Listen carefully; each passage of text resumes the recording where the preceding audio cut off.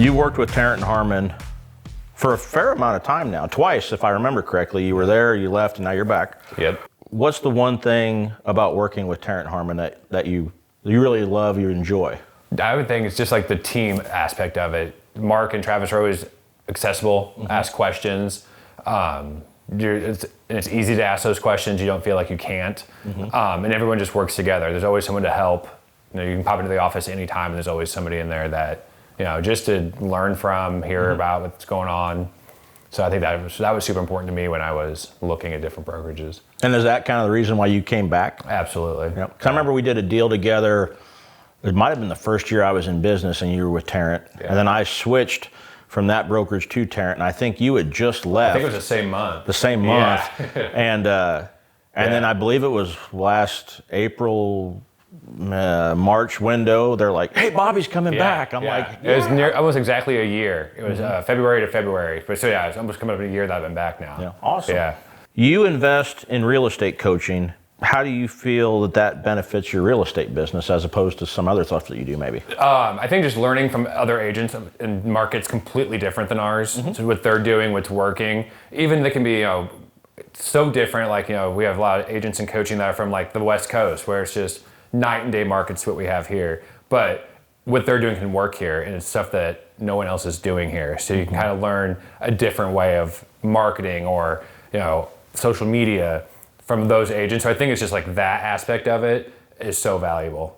I might have to look into some of that. Yeah. I feel that I've kind of like hit a wall on some of what I've done. It's like, okay, I've exhausted talking with you and Abby and Kristen and all these other people that are high producers and have stole, I feel like, the best ideas from you guys and put my tweak on them. And I'm like, okay, now what's next? That's when the coach is so valuable, because you think you hit a wall, but really it's just like you need that other person to be like, well, have you tried this? Well, no, I haven't tried that. That makes perfect sense. Why am I not doing that? That didn't. So yeah, they always say like the best thing is they call it R&D, but it's just rip off and duplicate like what others are doing. So if you like find a good, like I'll follow agents all across the country, like I'll see things they're doing, like I could totally do that.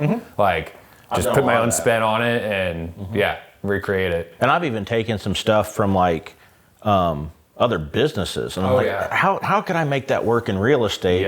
Like one particular thing that I do in Calhoun, I'm friends with the cheerleading coach, and we get 300-ish shirts with our logo on it, and then our logo on the back and name, and she'll launch 20 or 30 into the crowd at every basketball and football game. And I've done that for 3 years now. And I almost cannot scroll through Facebook just for 5 minutes and not see at least 2 people wearing my shirt. Absolutely. And I can't go into Calhoun now without seeing it someplace if I go to a restaurant or whatever. Exactly. So just it's getting out there. Absolutely. I'm getting a lot of friends now too, and past clients and stuff, because we did some coffee mugs at some of the local restaurants there. And they'll send me a snap or a picture or whatever, like, hey, here you are. I'm like, no, don't drink out of that one. That one's poison. So you're licensed in 2 states, if I understand correctly, right? Illinois and Missouri? What are some of the differences in those markets right now between Illinois and Missouri? Oh man, so they're completely different, which is wild because there's such crossover. I have so many clients that will be looking on both sides, and it's definitely more competitive over on that side of the river because there's so many different neighborhoods that they only want to be in this neighborhood.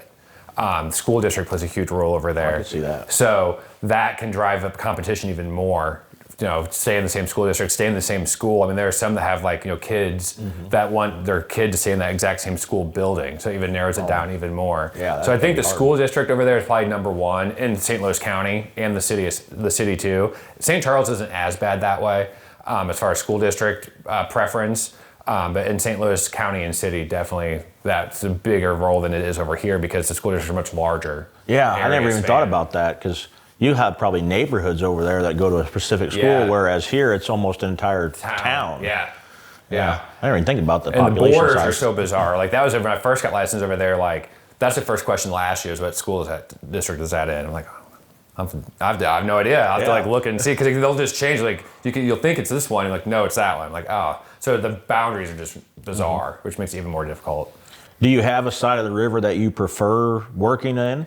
If you were to ask me that when I first started, I would say Illinois because it's more comfortable with it. I know it better, grew up over here. But now that I get more, I've learned more about that side of the river, either one. Yeah. Like, I'm definitely more confident. I've done more in St. Louis County and City than I have in St. Charles County. So I get out there, I got to do a little bit more investigating as to, just get my bearings straight. So, but yeah, either one for the most part. I've had my license in Missouri for, I think, 4 years now. And I literally just did my first deal, I believe it was October. And I really appreciate the way that they do their disclosures versus Illinois. Like they disclose everything. Yes. I mean, it's a lengthy, I feel like it's a book versus like our few. 7 pages of it, but it answers every single question you need to know. Yeah, definitely. And it's very in depth and really leaves you no question. Yeah. Yeah, even their contracts are easier for the buyer and seller to understand. It's very broken down, simplistic contract. What kind of challenges do you feel with residential? I mean, there's a million of them, but which ones do you see like most, or what's most challenging for you with that? I think honestly, from a buyer's agent standpoint, it's just the inventory. It's just nothing. I mean, especially if they're real specific on what area they want to be in. I mean, if they're in a rush, it's a challenge. Like, you gotta be, patience is definitely the number one thing for buyers right now. There's just not a lot out there. What kind of, I'm sure that you probably, like the rest of us, have to coach our buyers a little bit. What kind of coaching do you give them? Like, hey, get pre-approved, or let's narrow down an area, figure budgets. I mean, what kind of information do you give those folks to help your job be a little easier, which then makes their life easier? Absolutely, yeah. So number one, always is get pre-approved. The worst is taking a buyer that's not pre-approved to something that they fall in love with that they can't afford. So that's a worst conversation to have. So it's just better for the buyer. Like, let's know what you can afford and know what that number looks like as a monthly payment. How does that actually, in your finances, what does that mortgage look like? Yeah, you're pre-approved for $150, but that payment is X amount of dollars. And what does that look like, in your bills? Yeah, and you got to add taxes and insurance and everything else. I mean, that jacks it up too. Right. Yeah. So it's definitely always start with pre-approval, and then I always tell people make like 3 lists. Like, definitely have to have, would love to have, or would be, like, prioritize into 3 categories what you want in the house. And then if you're open to areas, let's go see what that looks like price-wise based on your list of what you need to have. And it's crazy, I always tell people, your lists are going to change. What you think you must have, 9 times out of 10, the house you end up buying might have 2 of those 5 or 6 things that you had on it. So I always just say, go in knowing exactly what you have to have in a house. That makes it easier for me, so I can be like, hey, this house checks all those boxes on your must-have list.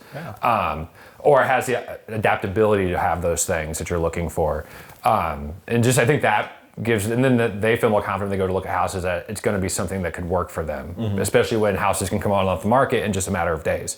So if you want to miss out on something or go to something that doesn't even work, Yeah. I feel like for me, like, I go through the emotions with my clients, like whether it's a buyer or a seller, like I'm just as stressed out, or I'm anxious, or I'm worried, or I'm excited. But when you have 7 or 8 buyer and seller clients all at different stages, it's like yourself, you're like, wow, I don't know what to be right now. Like, I'm really excited for these people, but these people, we got a lot going on. So it's like a roller coaster. So when you do get to closing, it's just like all the emotion that you've gone through with these people for the last, 30 days at minimum. So it's just like having it come to an end. It's like a weird, it's like when you talk about leaving your test, it's almost like leaving closing like that. Like, well, that was crazy. Like, some deals are a little bit rockier than others, and you finally get it done. It's just like, well, there it goes. That was the end of that one. So yeah, it's a very rewarding feeling, but at the same time, you're like, a week goes by and you're like, well, I haven't heard from this person. Maybe I should text them. Maybe I should call. Am I supposed to call you first? Right. How does this work? Yeah. Thank you.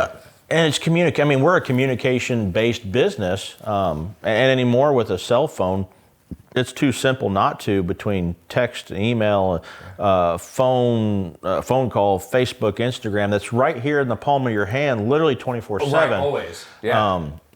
So I almost feel like if you don't do that, then you're failing your clients. Yeah, absolutely. And like that Florida couple, to my knowledge, they have no desire to ever relocate to Illinois. So I probably will never sell them anything. Yeah. But they still have friends and family here. Right. They can refer that. Exactly. And just, like you said, we became friends. Yeah. But then also I want them to feel that it wasn't just a transaction and a quick buck to make off of them or whatever. Exactly. Yeah. That's like the worst feeling is like the transaction. Like, that's the opposite. Like, I strive to make it not feel like that for clients. Yep. Yeah, that's my goal too. I mean, I just want to walk them through everything. And actually, with my transaction coordinator now, we're trying to kind of rebuild our process to where I feel that I could sell $1 million farm to a 5-year-old and they understand it.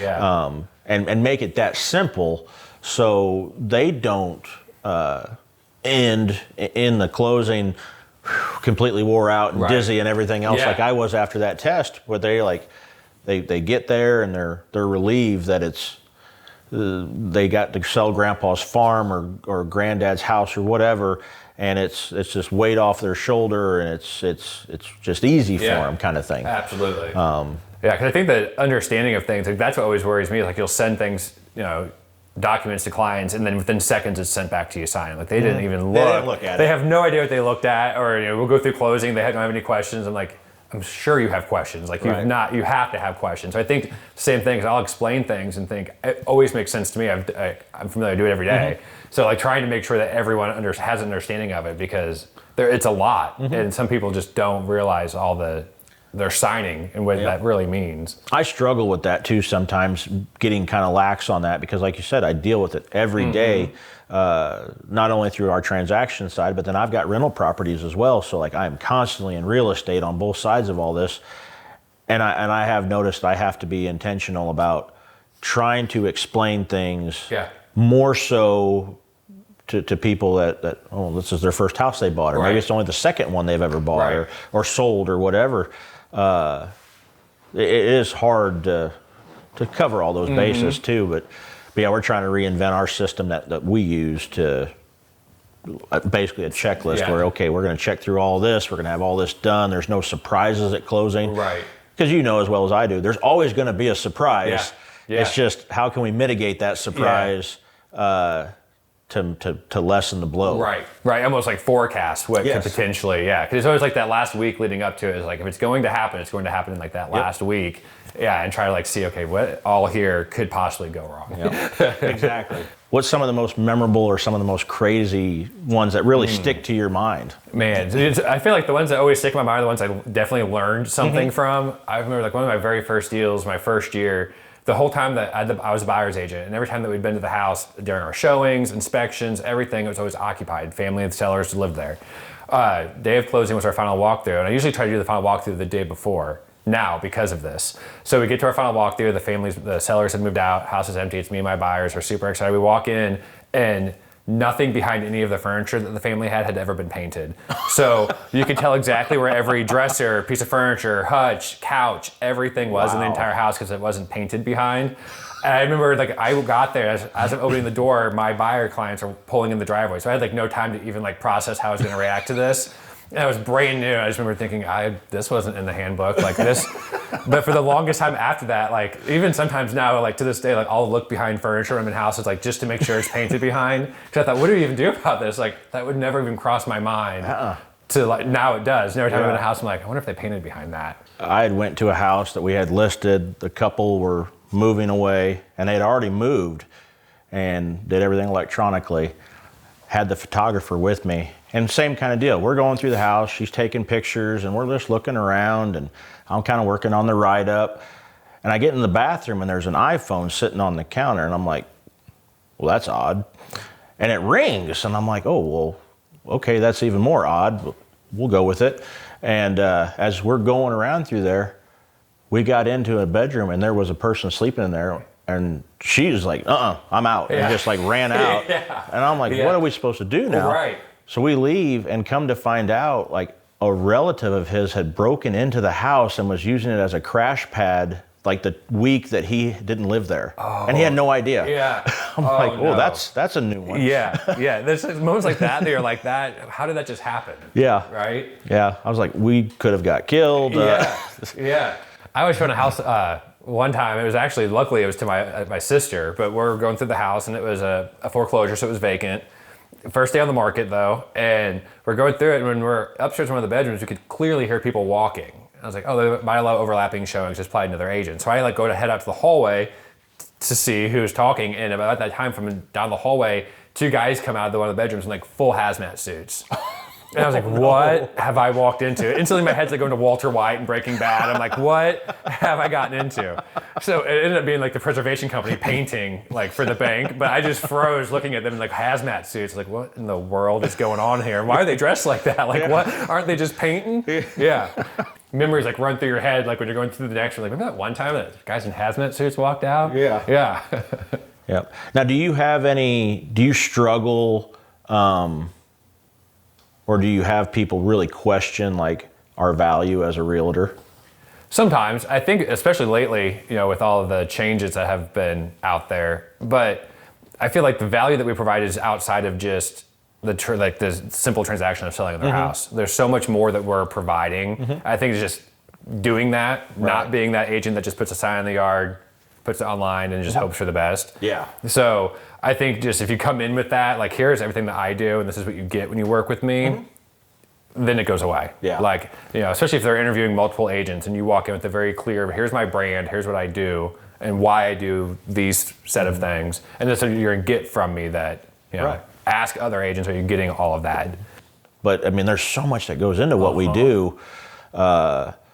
More so than just, we'll sign here, here, and here, and then I'm going to throw a sign out, and we're going to put it on Zillow and Realtor, and we're going to wish you the best of luck. Yeah. I think that's really when it comes down to like us being like an advisor to them. Like they're getting an advisor through the whole process, leading like pre-listing, getting it listed, once we're active, under contract. I mean, there's so many steps that go into it that they didn't realize how valuable that advising is for that.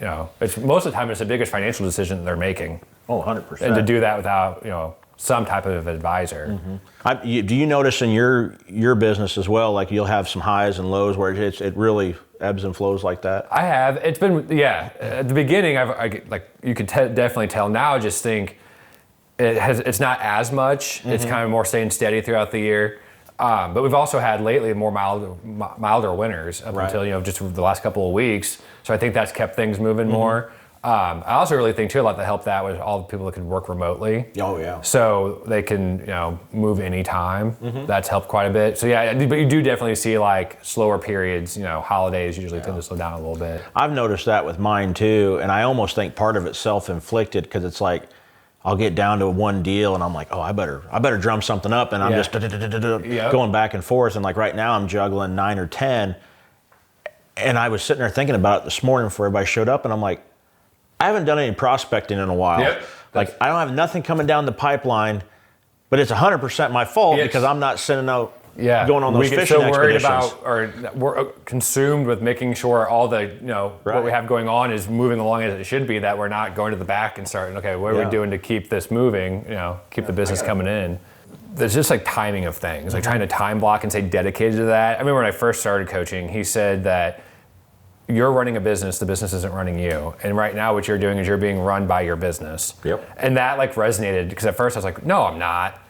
And then I was more started thinking about it, like, no, I definitely am. Like the business is running me. Like I'm constantly going here, running here, doing this, doing that, freaking out about my phone, who I'm not responding to. And he's like, set aside time. That is when you're doing this. Like your first hour of the morning is that's when you're planning everything. Your last hour of the day, that's when you're catching up from things and putting the next day. You'll return calls at this window of time. Because I would step away from things to go answer the call, return the call. Right. Which is, looking back, he was totally right. Like I'm taking away from the client or what I'm doing right then and there to go see what I'm missing over here. He's like, if you're calling back within the same day, that's fine. Like you can't be expected to answer every single phone call in the first ring all day long. And I think under my head, that was the pressure I was putting myself under. It was like, I can't miss a phone call, or I can't not respond to a text fast. Right. And so I think, really like organizing my time has allowed me to start running my business more than I was, which was huge because it just happens. You don't even realize it's happened. Like when he said that, I was like, no. And I started thinking about it, I was like, oh, definitely, you're right, it has. But I'm not sure when that started or how that even became a thing. Yeah. I think you just get busy and you feel like that's what you have to do. Yeah. I can feel that 100% between not only with our real estate, but the other stuff that I do. And it's, if I'm not just, like you said, answering that call or getting right back to it. And I have to personally, physically work better, because if I get a call and I'm showing a house to somebody, I'll just drop a text like, hey, I'm with a client, let me call you back in 30. And I shouldn't do that. I should just keep it in my pocket and devote all that time to them. But I don't want to miss out on this one either. Right. And I remember, I wasn't always a business owner. I worked for a company and was salary, and I got used to that normal paycheck, and now I am 100% responsible of my income, whether it's through real estate or the row crop farming or the land management or the rental properties. It's actually ruined some hobbies and stuff for me, because it's like if I'm here and I want to go out back and go deer hunting, but every time I'm out there, it's like, well, I should be doing this, this, and this, or I should be taking that time and spending with my family, because I do have 4 hours, and instead of being selfish and going out there or whatever. But yeah, the business is definitely running me because of that. And I mean, frankly, failure is the scariest thing I've got, because I'm like, I can't fail. I've got 3 little girls and a wife that are depending on me. I used to be a lot more reckless when I didn't have those. And I could like, screw it, let's go do this. But now it's like, oh, well, I want them to have better than I did growing up. And frankly, I had a really awesome childhood and parents that worked hard and everything else. And it's like, it's going to be tough to beat that one. But you set that standard or that bar, and that's what you want to do. And then I feel like as our businesses have grown, like I want to keep doing that. So I just keep putting more pressure to keep that growth happening. That letting it run me is because I just want to keep growing. And I'm the same way. I mean, I've sold, a tremendous amount. I think I had 26 separate transactions totaling just over 7 million last year. And it's like, okay, well, how am I going to hit 10 million this year? Like, and I already knew how tough the 26 was. How tough is another 3 million on top of this going to be? And it's not bad if you're dealing with these big farms, because I know it's 10 transactions, but I'm throwing in $80,000 homes and stuff, and then it's like, oh, that's a lot. That's a lot to get to that number. Definitely. Definitely.